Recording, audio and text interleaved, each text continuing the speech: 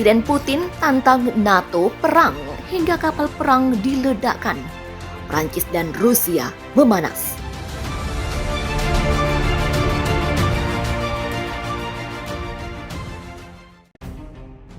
Presiden Rusia Vladimir Putin kini sudah berani menantang NATO untuk perang.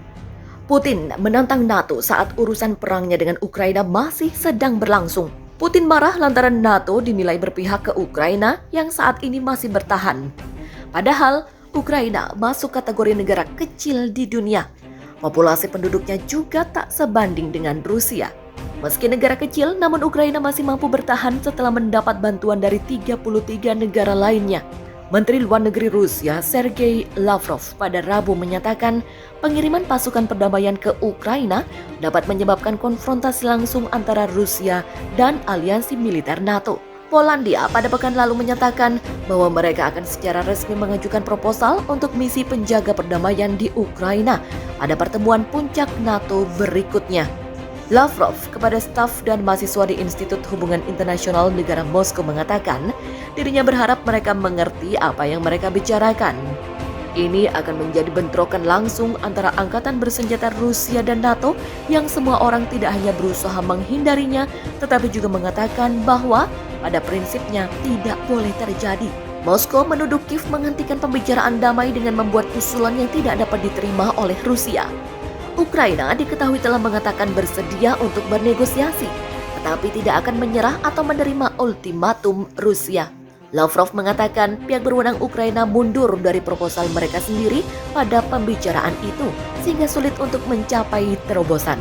Pembicaraan telah dimulai, dan hal itu sulit karena pihak Ukraina terus-menerus berubah pikiran dan mundur dari proposalnya sendiri.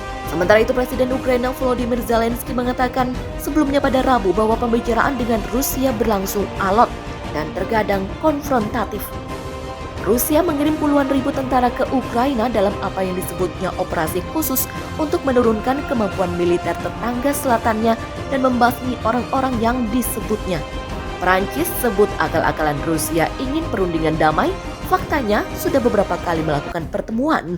Lagi-lagi tidak ada titik temunya. Di lain sisi, Menteri Luar Negeri Prancis Jean-Yves Le Drian mengatakan bahwa Rusia hanya pura-pura negosiasi saja dengan Ukraina. Strategi Rusia dinilai mirip dengan yang terjadi di Chechnya dan Suriah. Dilaporkan dari RFI pada Jumat, Le Drian berkata ciri-ciri negosiasi Rusia disebut menuntut banyak permintaan hingga membuat koridor kemanusiaan lalu menyalahkan pihak lain tak menghormatinya. Sayangnya, semua masih menghadapi logika Rusia yang sama, membuat permintaan yang maksimalis, menginginkan Ukraina untuk menyerah dan mengintensifkan peperangan pengepungan.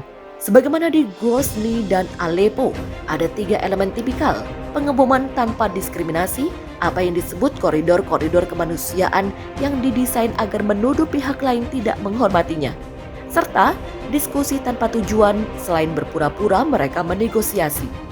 Sementara, Le Drian menyebut pihak Ukraina melaksanakan diskusi dengan bertanggung jawab dan berpikiran terbuka. Namun sejauh ini gencatan senjata masih belum bisa terwujud. Di tengah pertemuan beberapa kali, tapi serang terus bertubi-tubi dilakukan oleh Rusia. Le Drian menegaskan bahwa gencatan senjata adalah hal yang urgen. Kali ini Prancis tak mau tinggal diam, 3 kapal selam nuklirnya telah berlayar.